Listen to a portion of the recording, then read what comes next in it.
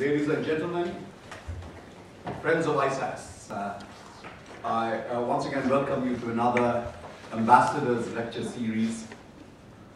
But today's Ambassadors Lecture is going to be slightly different. We don't have an ambassador accredited to Singapore to speak to us. We have someone who's been a former international civil servant, a senior civil servant. He has been the Deputy Executive Director of United Nations Environmental Program, who comes from Pakistan and had been an ambassador of Pakistan in an earlier avatar. I also welcome and recognize the High Commissioner of Pakistan, Sayyid Hassan Javed among us. High Commissioner, welcome. Climate change is a subject of enormous interest to all of us. I mean, scientists, diplomats, policymakers are not necessarily agreed on how it impacts us positively, negatively, but all are agreed that the impact is great. Particularly for countries of South Asia, Bangladesh, Maldives, Sri Lanka, India, Pakistan, even Nepal and Bhutan, where the Himalayan ice is melting. UNEP, or United Nations Environmental Program, the body that, the international organization that Ambassador Kakakhel was #2 of. It's an advocate, an educator, a catalyst, and much more for issues connected to climate change. But since giving that position up, he has remained intellectually involved in the conversations on this issue globally and regionally. His life bio notes are here in the flyer that we have distributed. But if I might say a few words in personal introduction, he joined the Pakistan Foreign Service on the 10th of October 1969. The reason why I remember that date also is because it was the same day that I joined the service, and that is also the day when I first met Ambassador Shafqat Kakakhel in Lahore. We were trained for the service in the Lahore Academy, which was named the academy after Plato's Academy. The idea was grooming guardians. We did the right things. We were exposed to literature, lectures, horseback riding, trotting, cantering, galloping, jumping without stirrups, which doubtless you'll agree are ultimate assets of a good diplomat, as we were then told. Thereafter, we were together. I was posted there, and Ambassador Kakakhel came to spend a few weeks with me, not with me on an official attachment, to a district in what is today Khyber Pakhtunkhwa, which very few knew the name of then, but almost all over the world, the district is known today. It is Abbottabad. So, again, through our career, we were together in Bonn, Bad Godesberg. Years later, we were both the Director General of our, then our countries divided. We became two countries. We served two distinctly different foreign offices, countries. He was DG for SAARC South Asia for Pakistan. I was DG South Asia SAARC for Bangladesh. We had an Indian colleague called Navreka Sharma those days. And the three of us got on tremendously well. And this is the point that I was making in the last lecture, the Danyan dialogue that we had, that it demonstrated that elements that unite us in South Asia are much deeper than those that divide. when I was foreign minister in 2008, I visited Pakistan, and that was the last time I had the privilege of meeting Ambassador Kakakhel, then as a distinguished citizen of Pakistan. I was very, we are privileged and honored to have him here with us today. He will speak on the subject of environment, as you are aware, and will have the floor for the next 30 minutes or so, and thereafter we will have a Q&A for equal duration. Thank you.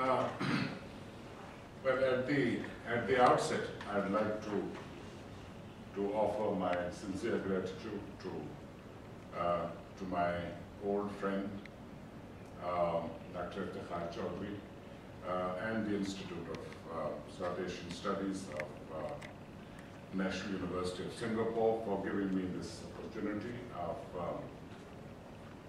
of being with you and talking about a subject that may or may not have figured prominently in the activities of this institute.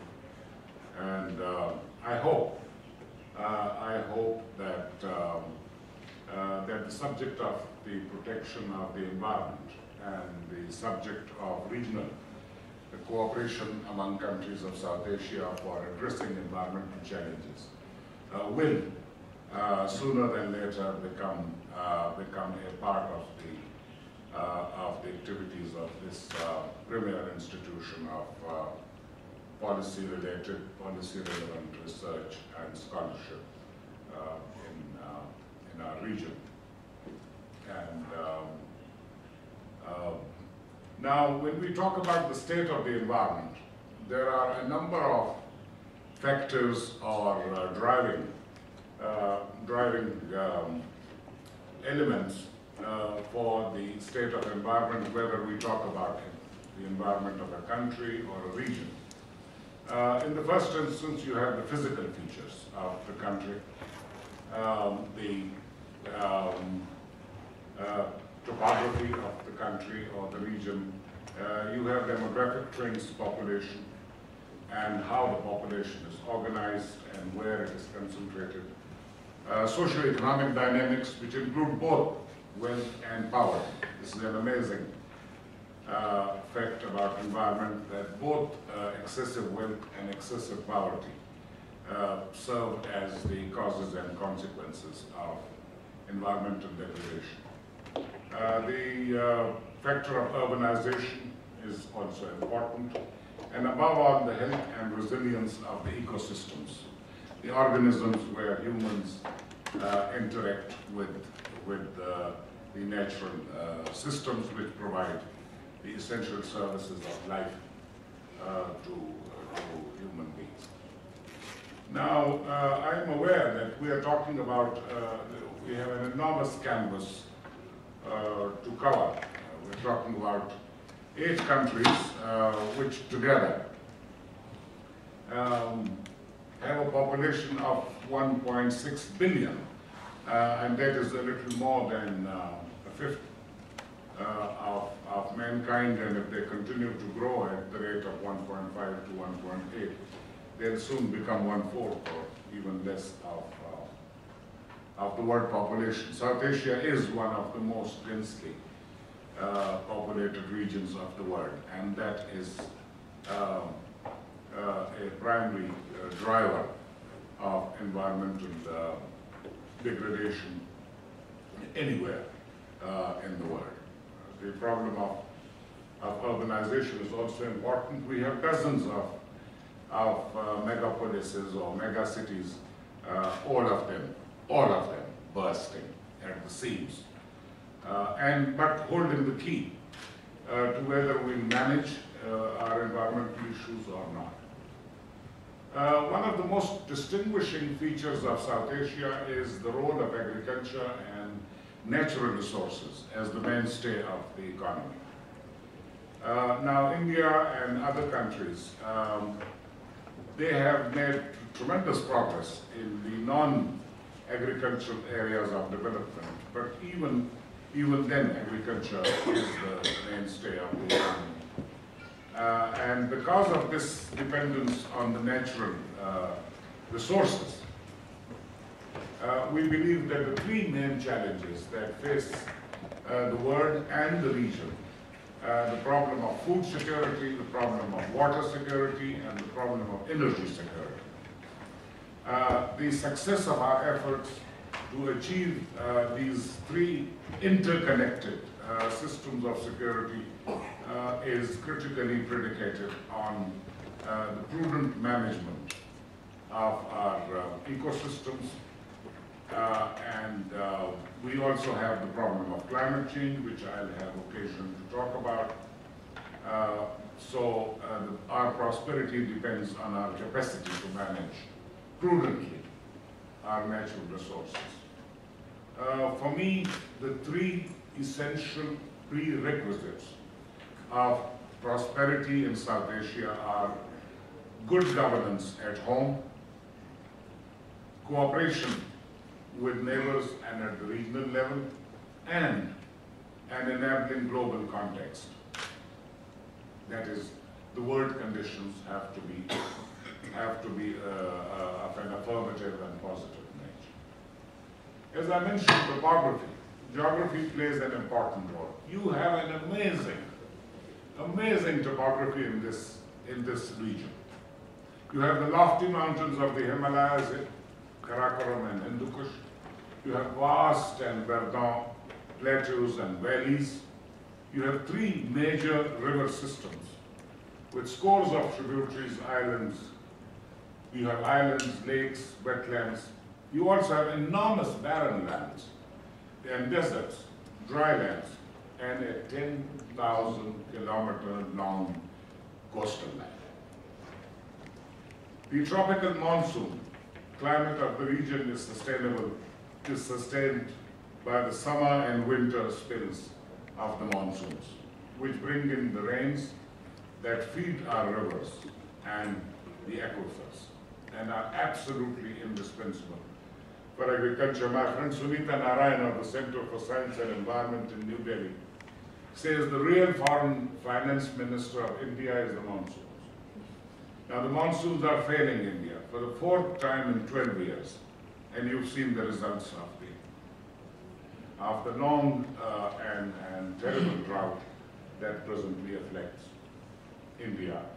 Pakistan has also suffered drought. That is linked directly with whether you get the monsoon winds on time or not. As I mentioned, agriculture and the state of agriculture provides the backdrop. You have 55 to 65% of South Asians depending on agriculture and natural resources for their livelihoods. You have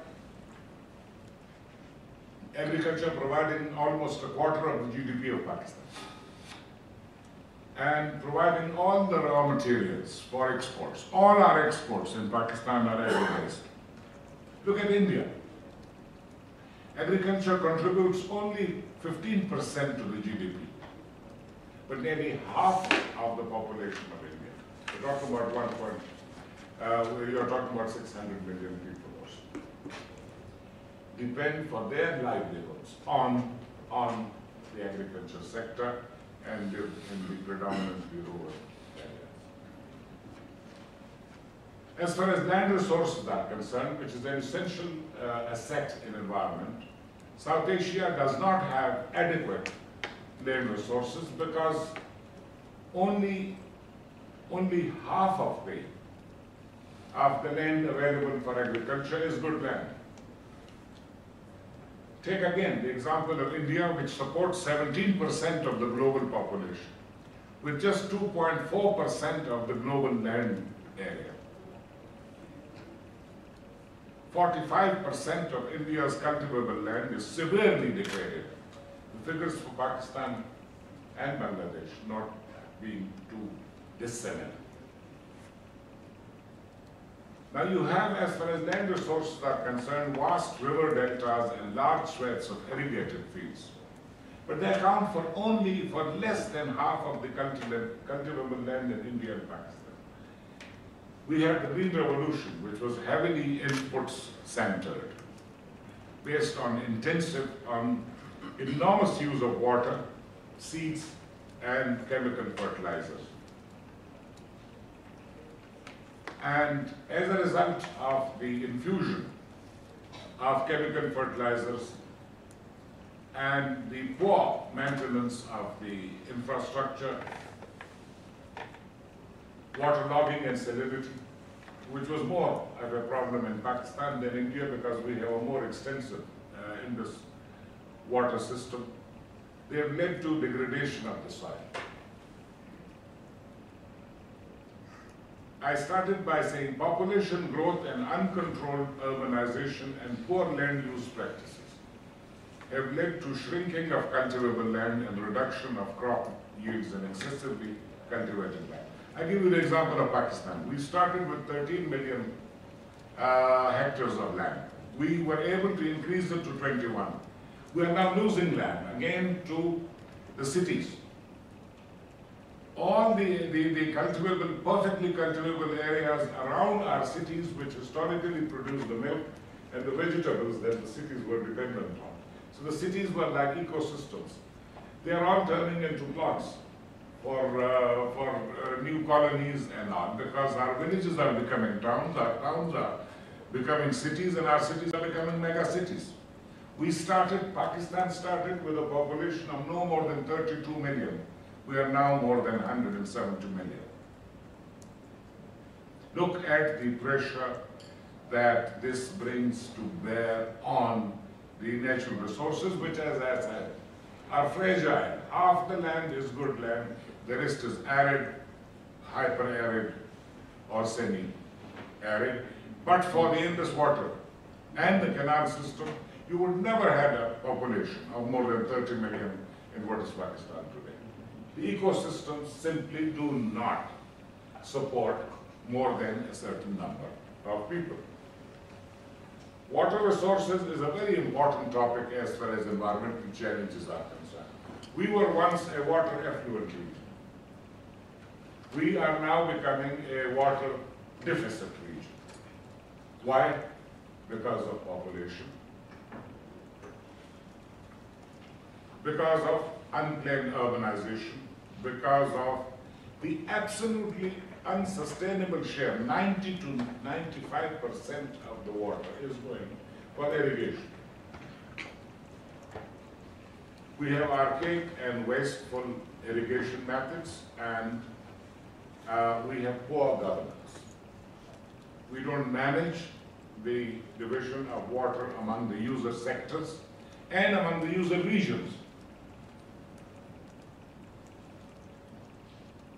Afghanistan, India, and Pakistan face varying degrees of water shortage and scarcity. Groundwater depletion caused by excessive cultivation is a serious concern in Pakistan, India, Bangladesh, Sri Lanka, and Maldives. So that leaves only Nepal and Bhutan in a slightly better shape. We have the problem of cross-border water degradation caused by unregulated release of sewage, industrial and agricultural runoff, fertilizers and pesticides, and arsenic, a problem in Bangladesh. Because of the excessive, harvesting of groundwater. Sharing of water resources among user sectors and regions has both internal and external damage. You have the upper and lower riparian syndrome, which works both within countries and between countries. You have in India the problems between Karnataka and Tamil Nadu and others. You have in Pakistan between Punjab and Sindh, and there is also, the amazing thing is, we have numerous river basins which are shared with neighbors.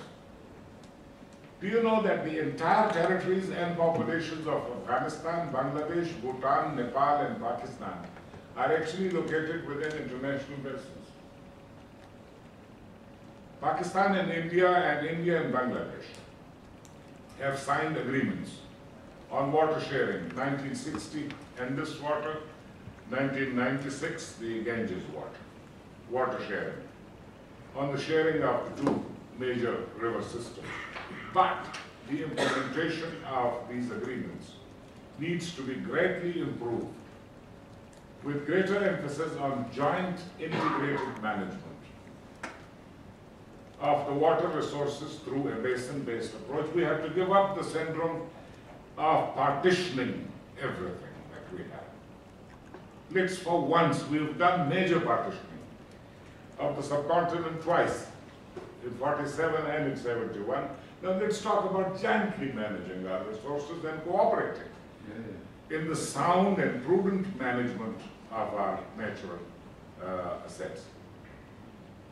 Now, in addition to these, to the land resources that I mentioned, the population, demography, urbanization, water, we have a problem, which I used to call the elephant in the room. But the elephant has come out now, and the elephant is going into every China shop that there is in town: climate change. Climate change, one of the major impacts of climate change will be that the water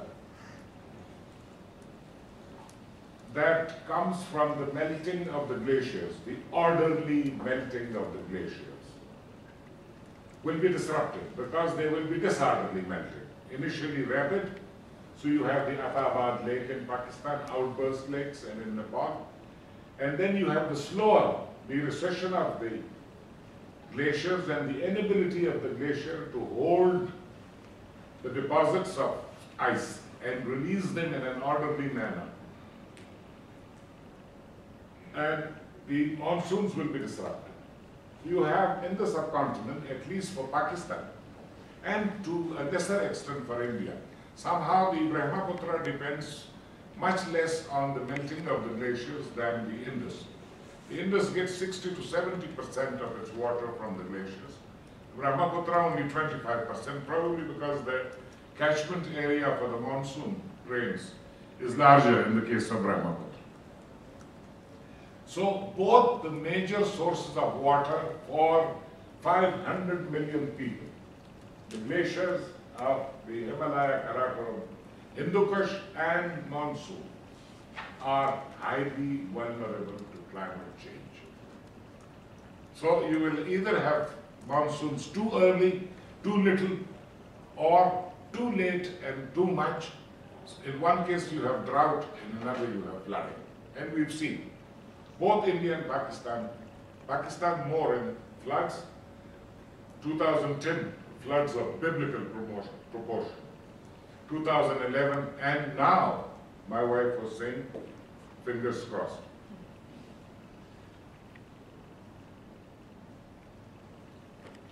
What we need to do is, South Asian countries need to cooperate and implement integrated water resource management at domestic level and establish cooperative arrangements with neighbors based on basin-wide joint management of the sheer river water and aquifers, as well as cross-border river pollution. Now, our major rivers, the Nepali River, the Brahmaputra, the Indus, they're all located in Tibet, in China. If we want solutions of our water issues on a permanent, durable, reliable basis, we have to enlist the support of China, which controls the water towers of South Asia, namely the Himalaya glaciers.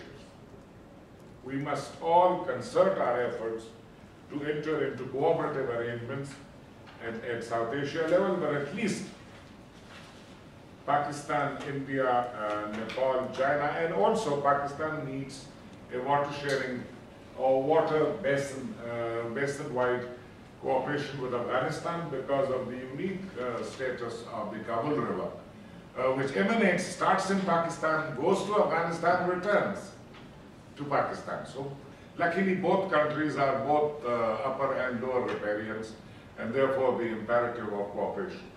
And the cooperation is very important because there are all these reports of India supporting Afghanistan in water development projects which will hurt Pakistan. Now, hydropower generation by itself doesn't eat water, doesn't drink water. So you can have hydropower like India was is allowed under the Indus Water Treaty, because you can safeguard the interests of the lower riparians while allowing the upper riparians to take advantage in terms of hydropower generation.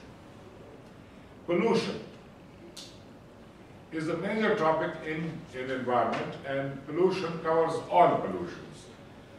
And I tell you, I will describe it. Almost all South Asian countries face growing health hazards associated with indoor and outdoor air and water pollution, caused by excessive use of biomass for energy, poor sanitation and pollution abatement measures, exposure to lead and other chemical fertilizers. South Asian nations need to adopt effective pollution control measures and negotiate and implement transboundary agreements. We have a transboundary agreement called the Male Declaration on transboundary air pollution, which was negotiated with the help of UNEP and has been implemented, because if you have industry in Indian Punjab, the pollution effects will come to the Pakistani Punjab and vice versa. And the same can be imagined in the case of Bangladesh. But in the case of Bangladesh, I have been reading about water issues. You have as many as 90 rivers, little rivers that you share, and they determine your border.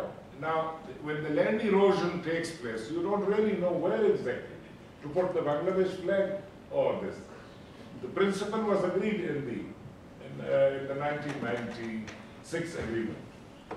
But as I said, you require both, goodwill and remaining faithful to the text of the agreement, neither of which is presently obtaining, and that's why you have problems. Biodiversity loss. Biodiversity.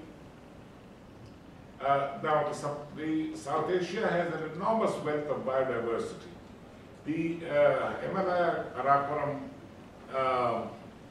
Hindu Kush belt alone is home to 25,000 plant and animal species. Diverse species abound in Sri Lanka, the Sundarbans, eastern Himalayas, northeast India, Bhutan, western and eastern Ghats.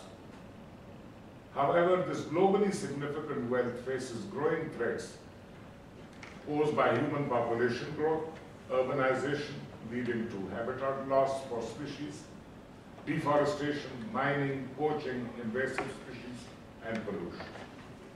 10%, as many as 10% of India's flora and fauna, some not found anywhere else in the world, and therefore a global asset, are on the list of threatened species that is issued by the International Union for the Conservation of Natural Resources. So we need to frame comprehensive national biodiversity plans, benefiting from the wealth of knowledge that is globally produced by the CGIAR system, the Convention on Biological Diversity, and various universities and research centers throughout the world. We need a South Asia Biodiversity Conservation Agreement. And there is, of course, the South Asian Reef and Seas program that I will talk about. Another problem that we face is the degradation of river and marine resources. We are lucky to have in Bangladesh rivers and oceans, and as I said, 10,000 kilometers long coastal line, which produce some of the finest type of fisheries and marine. But activities in the coastal regions, along the what we call the sources of mainland of pollution, are threatening the vitality of the marine resources. My last topic will be on energy. Now, South Asia uses about 6% of global energy resources, excluding, and that has been both a problem and an advantage, extensive use of non-commercial energy such as wood, animal waste, and other biomass, which accounts for nearly half of the energy needs of South Asian countries. But it also creates the problem of what is known as the Asian brown cloud, which is supposed to be exacerbating climate change problem. Now we are relatively small consumers of energy, but India is rapidly developing. I hope Pakistan, Bangladesh, Sri Lanka and other countries will also. With development comes, you cannot have development without energy. And when you develop, the people's lifestyle becomes more and more energy intensive and energy consumptive. So you are going to need more and more energy. Now at the moment, we are, South Asia is responsible for about 6 to 7% of the global greenhouse gas emissions. These are all emissions that are from fossil fuels, which are, according to scientists and international agreements, responsible for creating the problem of climate change. But the whole world knows, with India in a rapid sort of industrialization and development, and the other South Asians also trying to catch up, there will be more emissions. So they are putting pressure. India is in a very difficult situation. Surya, you wanted me to talk about the developing countries' concerns on the global environmental issues. One of the challenges that India faces is whether it belongs to the traditional G77 or it has been almost forced to work with, sit with and suffer with Brazil, China and South Africa, so-called BRICS. On the one hand, you feel good that you are in exalted company of the rapidly industrializing countries.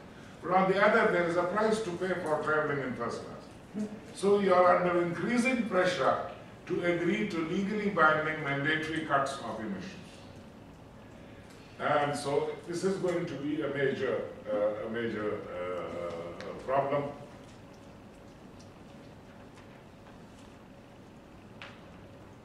There has been intensifying debate on energy within South Asia, and a number of initiatives have come. There is the so-called, there is a demand that, like the Europeans did somewhere in the 60s, they adopted what was called the European Energy Charter, which almost kind of prepared a European energy profile. Which country should focus on nuclear, which country should focus on conventional, coal, renewables, all that. And that there should be a South Asian energy charter and also a South Asian energy market. Pakistan can buy from India, Pakistan can buy from Afghanistan, Afghanistan can sell to maybe others. Of course, the prosperity of Bhutan, which at the moment produces only 1,000 megawatts out of its capacity of 30,000 megawatts of hydropower, critically depends on India's willingness and ability to pay the proper price. But there are complaints that sometimes India offers for the Nepali and Bhutanese electricity rates that are lower than its own rates of production. So I think we will need a little more, at least market-based approach, if not a generous approach. But I'm not in the accusatory business. I've done that for most of my professional life. And now the topic that I wanted to talk about, which very few people talk about, is the climate change. Now, as I mentioned, we are responsible for 7%, no more than 7% of the emissions, which are the sole reason or main reason for the creation of the problem of climate change. But, and this was mentioned by the landmark report, you have at global level the Intergovernmental Panel on Climate Change. 2,500 to 2,800 scientists from east, west, north, south, big, small, island countries, everywhere, bringing the best science, the best knowledge. They produced the 4th assessment report in 2007. And it's called FAR 2007, and they mentioned that South Asia, having not contributed to creating the problem, will be one of the worst victims of climate change. And nearly all the impacts of climate change will visit South Asia, and I'll describe them. There will be the problem of rising levels of sea. Now, when the sea level rises, as a result of warming, what happens? Where does the saline water goes? It inundates, salinates, renders useless perfectly fertile land. And it also seeps under the ground. We in Pakistan, in Babin and Tata districts, since we've already lost between 250,000 and 500,000 acres of land to the rising levels of the Arabian Sea. So South Asia will be, and you are going to have problems in some parts of Bangladesh will not survive. Maldives, of course, is on a time notice. You have the problem of the impacts which I have described, that you will have less water in the Indus River, you will have less water in the aquifers. And on the other hand, your plants will need more water because the thirst of the plants and the crops will increase with warming. So at a time when thirst will increase, the supply of water will decrease. You will have problems with all the tropical diseases, diarrhea, malaria, waterborne diseases and all like you had, in Spain there was a spate of heat and malaria came back, or signs of malaria. So you will have all those health hazards, both for humans, for plants and for animals. You will have to have new breeds of animals and plants and crops which will mature in shorter periods, which will be more heat resistant. If you want to adapt to this, you will of course also need storage facilities and all that. So climate change is one topic which should, our common agony, our shared pain, our shared misfortune should bring us together. We need to observe much more expertly, much more competently, how the monsoons are behaving. We are not even exchanging data that is available since the colonial administration started, recording the temperature details and on all the river flows, quantities. We don't have any observation centers in the glaciers area, and we have one of the largest glaciers. Instead of scientists going there, you have soldiers going there in Siachen and throwing up to 7,000 kilograms of rubbish every day. Kerosene oil cans, plastics, these things, with which you cook cookers, other debris, all the stuff that you carry up, you don't bring down. And down below you wash clothes in saline water, and apparently there's a spring. You are causing more rapid melting of the glacier by your presence. So we need to cooperate. There's tremendous potential. All the countries have to adopt. Bangladesh is one of the leaders in the efforts to adapt to the ravages of climate change. It adopted in 2008 a kind of national plan on climate change and a national fund. So as I mentioned, there is enormous, you have institutions and all, but I'll survey the overall, give you a kind of a tour d'horizon of why cooperation is necessary.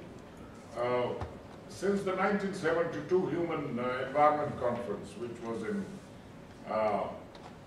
Sweden, Stockholm, and then you had another conference in 1992 in Rio. We've had tremendous progress, tremendous actions.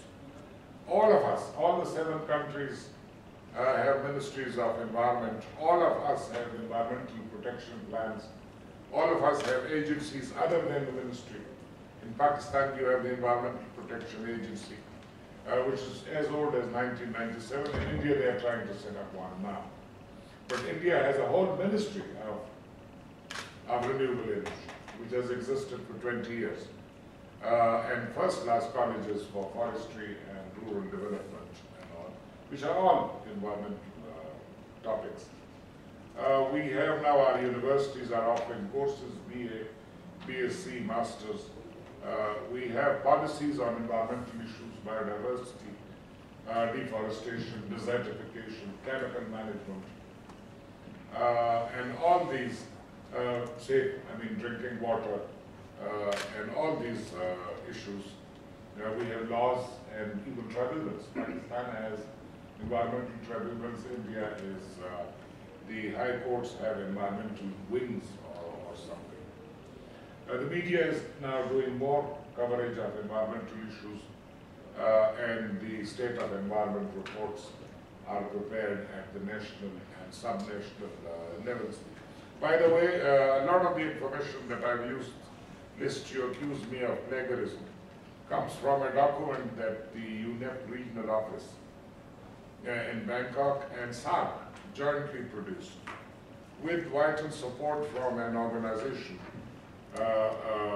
led by Ashok Khosla, called Development Alternatives in New Delhi. This is one of the premier institutions, the others being TERI and the Center for Science and Environment that was founded by Anil Agarwal, and Sunita is the present director. That is a very, very useful publication. It's available online. And there are also now various networks. There is a network of think tanks who have done a series of seminars and then publications on energy issue, on water issues, and on. So there are all these. At the intergovernmental level, there are 3 initiatives which are worth talking about. Number 1 is, of course, SARC, which, as you know, was set up as a political organization, and yet shy of political issues. It was a very funny, I am so-and-so, but I'm not so-and-so, you know. I'm supposed to be doing political work, but I'm not going to do political work because it's divisive, because it's sensitive, because it's problematic. You know. But since 1987, which is barely 2 years after SARC was established, the summits, various leaders have been talking about environmental issues, and initially much less competently, and because, as you know, SARC is dominated by the Ministries of Foreign Affairs. And in 1987, South Asian foreign ministries were not sufficiently green to talk about environmental issues. But we have the ministers of environment of South Asian countries who have been meeting. They met after the Asian tsunami in 2005. 2008, when the new round of negotiations, climate negotiations, was agreed upon. There was to be a big conference in Copenhagen. In Dhaka, there was a meeting in 2008 of environment ministers. They discussed the problem of climate change, prepared what is called a South Asian position on climate change, and that was actually became the official statement of position on the Dhaka Declaration on climate change. Then 2010, the Bhutanese said climate change will be the main theme of the 16th summit, which was hosted by them in April 2010. After the tsunami they had met, after this they met, and then once more.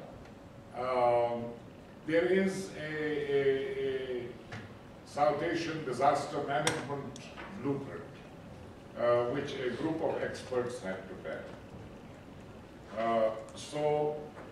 You have all these, the most significant thing that has happened is the establishment of an expert-level technical committee on environment, which is a kind of a standing body, and it is supposed to act and advise the SARC summit.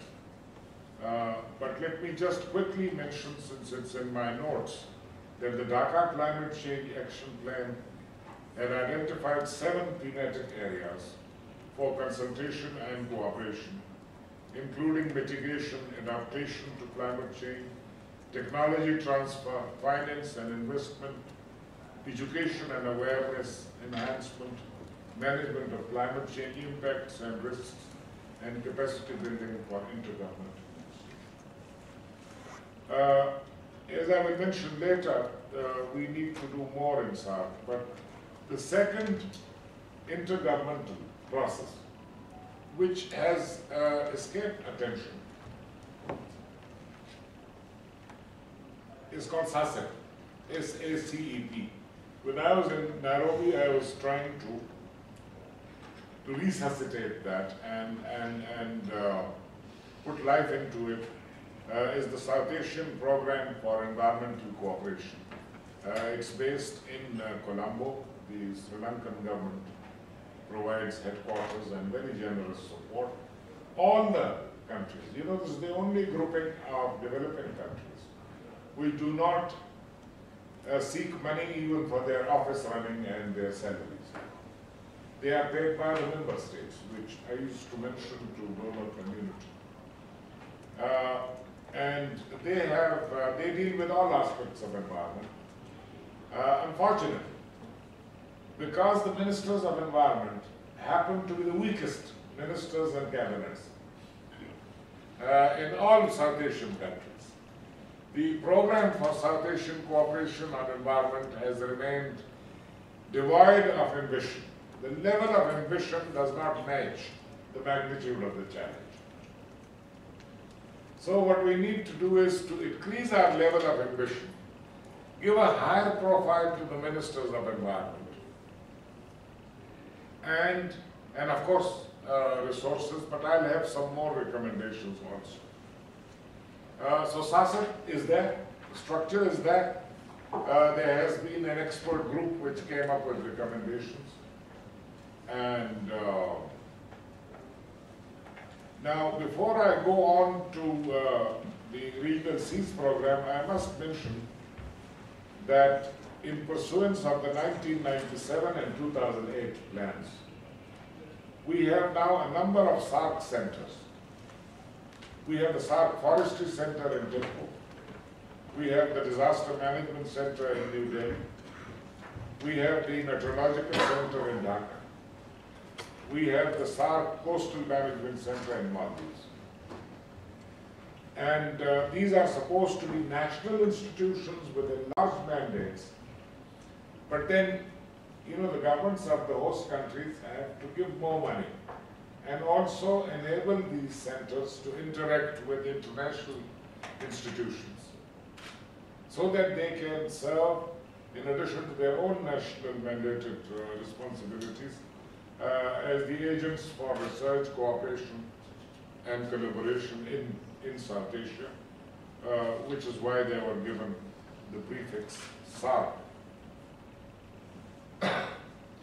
As I mentioned, 10,000 kilometers and different, so we have a Regional Seas program which was supported by UNEP, and but it's supported, it is hosted by the Colombo Center, SACEP, but would need a lot of political will and As I mentioned, in spite of the efforts that I have mentioned, ministries and institutions and laws and plans, the ground situation shows constant and rapid depletion of the environmental resources of South Asia. And there is a fear that, for instance, in both India and Pakistan, we are now using more than 50% of our underground water because of the intensive farming. The intensive farming is necessary because we have to feed more people. Now, if you have droughts of the kind that is visiting India and visited Pakistan between 82 and 90, where is the damn groundwater coming from? Groundwater comes from the monsoons. If you have failed monsoons, there is no groundwater. So when you are pulling it out with tube wells, you will get arsenic. And you will not be able to support agriculture. So we need better management of the aquifers and much more prudent use of irrigation. The sprinkle and drip and all instead of flooding the fields and then waiting for the sun to dry up the land. And so what we need is, I have mentioned a number of things which I'll just quickly read out because I'm running out of time. We need renewed political commitment to the protection and development of the environment, which is expressed and reiterated in relevant documents and forums. You know, some of the countries, Afghanistan has it in its constitution. We need the integration of environmental imperatives in the national development planning and implementation.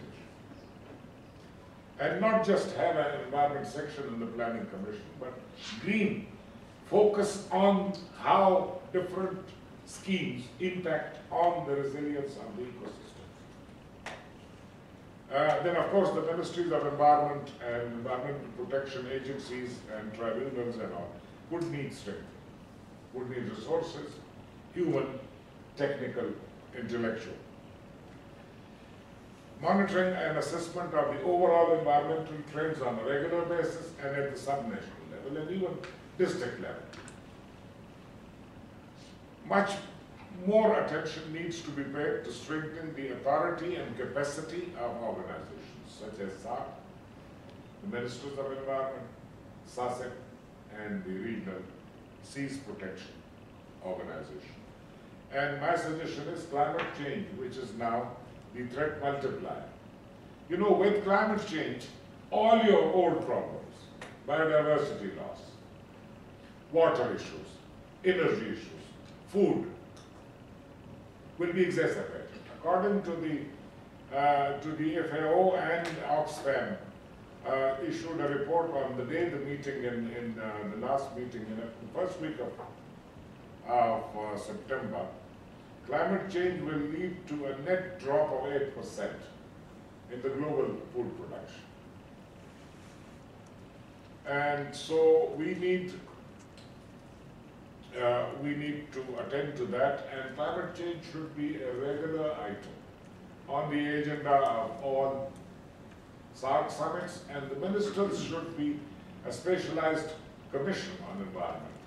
The ministers should constitute a ministerial body that regularly reports to the summit on the state of the environment and how far the different cooperative systems have worked. And of course we need institutions like this institute and its sisters in the South Asian countries to collaborate much more quantitatively and quantitatively on deciding the development environment nexus. The nexus is undeniable, and let's not pretend that you can leave the environmental issues to a little ministry called the Ministry of Environment. It's everybody's business, and it should be everybody's concern. And once again, thank you very much for this opportunity. I hope I didn't bore you to death in this rather long and rambling presentation. No, not at all, Shafqat. Thank you very much for an extremely stimulating as well as